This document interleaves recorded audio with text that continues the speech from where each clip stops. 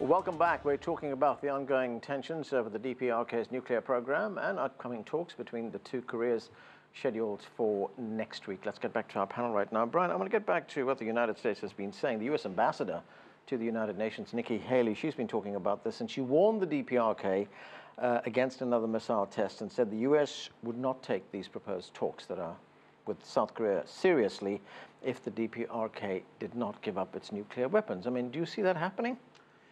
Well, Nikki Haley is trying to run for president, so she's trying to sound like the most bellicose, aggressive politician to carve out a little niche space for herself. She's also threatening all the other member states of the UN regularly now. It's every week. We're going to take names if you don't vote with us on Jerusalem. So there's a lot of bluster and bluff, not only from the White House, but also from the U.S. Embassy to the UN. Here's the problem is that the United States is becoming increasingly isolated. The world does not want a war in the Asia-Pacific. China does not want a war. Russia doesn't. Certainly the Korean people who would be harmed the most don't want it. And here you have American politicians speaking cavalierly with using threats against other member states who want and are trying to promote peace. I think unless the United States adjusts its policy, which happened before, it happened during the Clinton administration. Clinton was almost at war in 1994 with Korea. And then by 2000, he dispatched Madeleine Albright, and there was the historic June 15th North-South Summit. By the way, Kim Jong Un's language from the New Year address borrows that language that the two Koreans have to independently come to a normalization of relations.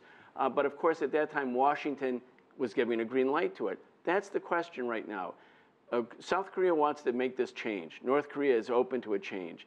Will Washington be open to a change? And why should Washington be the ultimate arbiter of what happens in the Korean Peninsula? A lot of people are going to think, like, if the Koreans unite, that's a wedge between America and South Korea. Like, there is a wedge in Korea. It's called the 38th parallel. The two sides are divided. 10 million families were divided. There's going to be a strong wave, a political wave of public opinion for peace. Public opinion might not have mattered when South Korea was a military dictatorship. It does matter now. Song, there were talks between Chinese envoys with South Korean diplomats. They were discussing the DPRK's nuclear issue as well as bilateral relations between the two countries. What came of those talks? What did they discuss? The two hold the talk today in Seoul, and I think the talk was especially about two things. One thing is about this DPRK's nuclear issue. Another is about our bilateral kind of relations. I think it's also a continuation of last month's President Moon Jae-in's visit in Beijing, and I think South Korea wants to receive more Chinese guests or tourists to these Winter Olympic Games, and they are also trying to convince China to deepen economic and other cooperations. But this DPRK issue is a very, very important issue, and I think two sides want to see the two Koreans to deepen their communications after the Winter Olympic Games. And although I said there will be a lot of obstacles, but I think Mr. Moon Jae-in is determined to utilize this Winter Olympic Games to move ahead. I think China is very, very supportive to that. Yonho Kim, do you think there could be some small agreements, small, I guess, ways in which the two sides could show confidence in these talks, South Korea and the DPRK, perhaps reopening the Kaesong Industrial Zone as well? Or does the United States still exercise a veto over that? Well, first of all, I think so far the South Korean government indicated that they are focusing on successful and safe Winter Olympic Games. That's the top priority. And beyond that, they can discuss a family reunion between the North and South, basically humanitarian exchanges between the two Koreas. But beyond that, a lot of people are worried about the South Korean government, liberal government, rushing to reopening the Kaesong Industrial Park. I think that's reading too much into the characteristics of the Moon Jae-in government. I think Moon Jae-in government, they are trying to avoid the mistakes made by the previous conservative governments But also, they learned a lot of lessons from the experiences during the liberal governments in South Korea, Kim Dae-jung and Roh Moo-hyun. So they don't want to repeat the mistakes made by the previous governments, both conservative and liberal. And reopening Kaesong in a rushed manner, that's not on the agenda, at least I think, at this moment for the Korean government. There's also the very unconventional way in which the United States now communicates diplomatically, through tweets. Kim Jong Un actually talked about the threats coming from President Trump. Let's watch what he said. No matter how much the U.S. shows off their nuclear weapons and frantically provokes war, now that we have an extremely strong deterrence, the U.S. won't be able to do anything. If North and South Korea work together, we can easily prevent war on the peninsula and de-escalate tensions. I mean, what do you make of that? Do these tweets actually have create more tensions on the peninsula?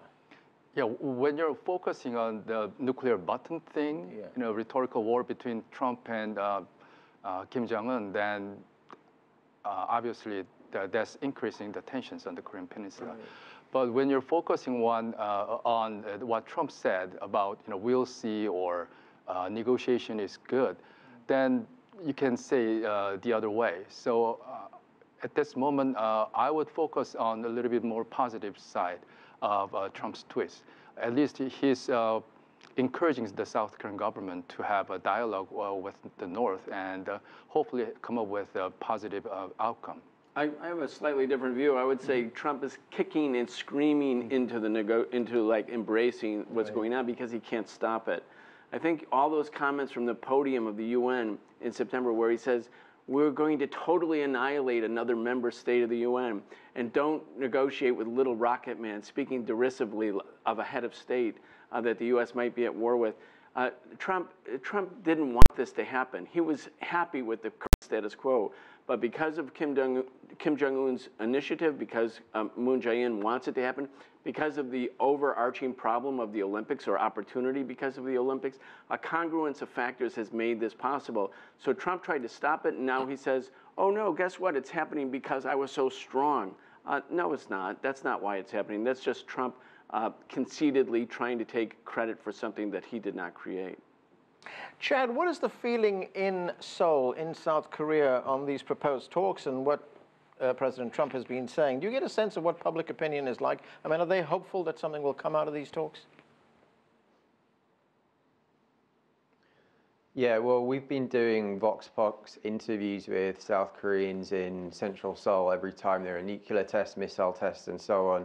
And there was definitely a notable increase in concern among, I'd say still a small portion of the general population.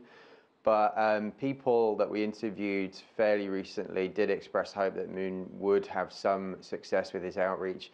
And it's been a little embarrassing for South Korea that the North Korean government have literally turned a blind eye at nearly 9 months so far of South Korean initiatives and efforts to get talks underway. So there is some hope, but as I've said, and your other guests have alluded to, while there is a small window of opportunity here, the fundamental problems will remain. So whatever progress can be realized in the coming weeks and perhaps months, it's very hard to see how that can crystallize into something more substantive, given North Korea's strategic interest in maintaining a very strong nuclear ICBM capability and the US position, which currently states that is unacceptable.